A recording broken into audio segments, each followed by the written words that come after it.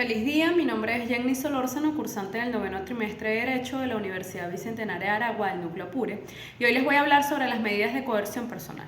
Las medidas de coerción personal representan un tema de gran interés en lo que concierne al desarrollo procesal, a través del cual se encuentra afectado uno de los derechos más preciados para el ser humano después de la vida, y que con toda razón preocupa al ciudadano o ciudadana, como es la posibilidad de verse limitado a su liberación de movimiento. Dicho proceso se caracteriza básicamente por la lentitud del mismo, ya que no existe una celeridad procesal, y ante la perspectiva de una reclusión en algún recinto carcelario que no cumple con los requisitos mínimos para la sana convivencia, la regeneración o el desarrollo, como lo son las cárceles venezolanas del sistema penitenciario, todo lo cual hace que la privación de la libertad o la restricción de este derecho sea la medida de coerción más grave en la práctica, que se constituye a una verdad y anticipa una sanción.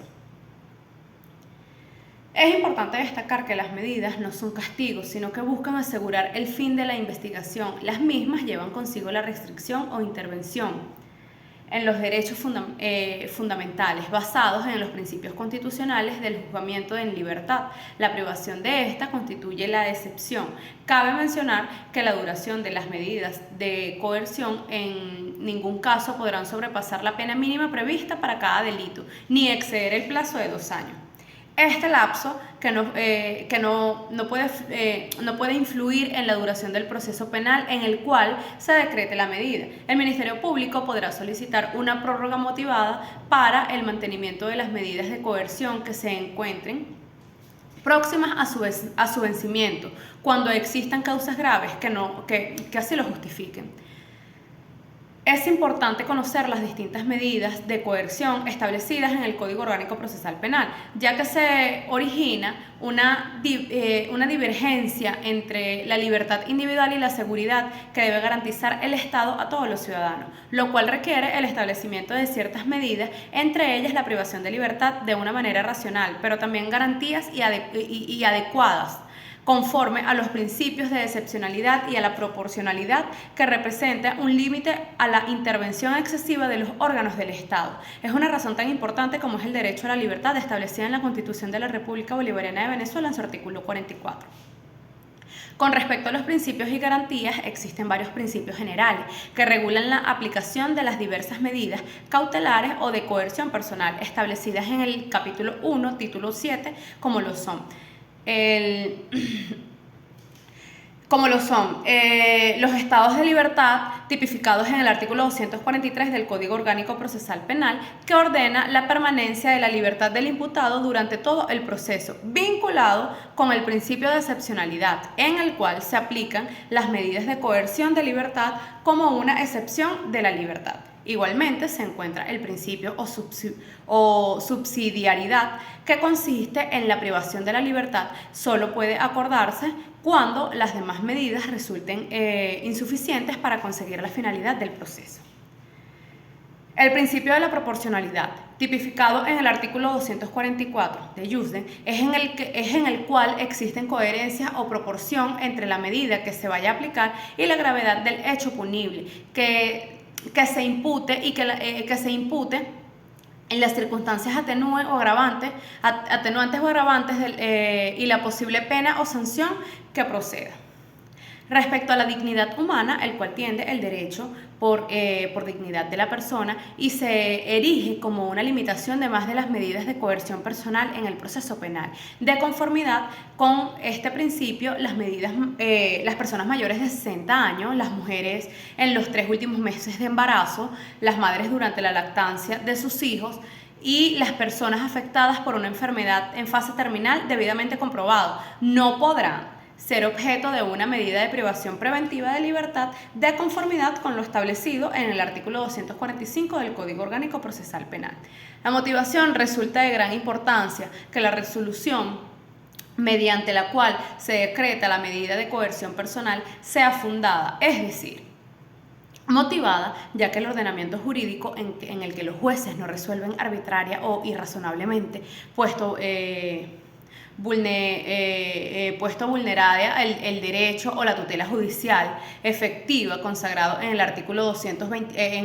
26 de la Carta Magna e interpretación respectiva establecido en el artículo 247 del Código Orgánico Procesal Penal,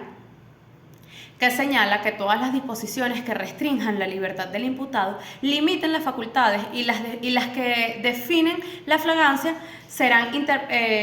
interpretadas restrictivamente.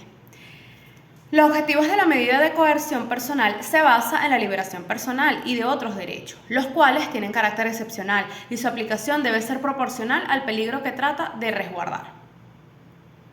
Nadie puede ser perseguido, investigado ni sometido a medida de coerción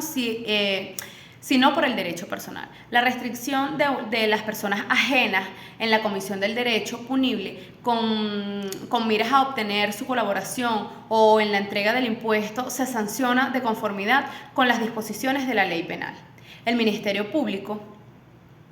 debe concluir el procedimiento preparatorio y presentar el requerimiento respectivo o disponer el archivo en un plazo máximo de 3 meses sin contar el imputado que haya dictado 3 meses sin contar al imputado. Se ha dictado prisión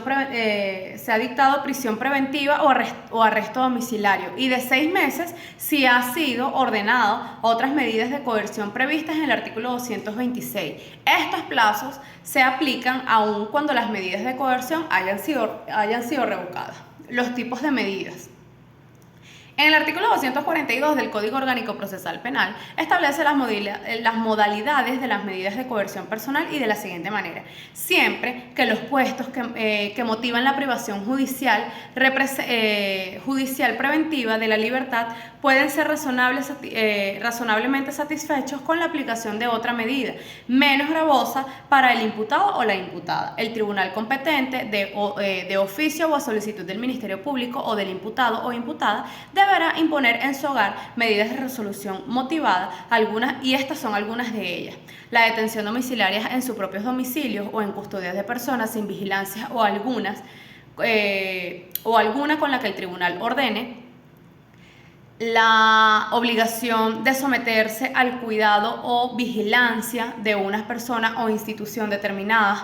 que lo informara regularmente al tribunal; la representación periódica ante el tribunal o la autoridad que aquel designe; la prohibición de salir sin autorización del país, de la localidad en la cual reside o del ámbito territorial que fije el tribunal; la prohibición de concurrir a determinadas reuniones o lugares; la prohibición de comunicarse con personas determinadas siempre que no afecte el derecho de la defensa; el abandono inmediato del domicilio si se tratase de agresiones a mujeres, niñas o niños, o de delitos sexuales cuando la víctima conviva con el imputado o imputada; la prevención de una caución económica adecuada de posible cumplimiento por el propio imputado o imputada o por otra persona, atendiendo al principio de proporcionalidad mediante depósito de dinero, valores, fianza de 2 o más personas idóneas o de garantías reales. Y por último, cualquier otra medida preventiva o cautelar que el tribunal mediante autorrazonamiento estime el procedente o necesario. Muchas gracias.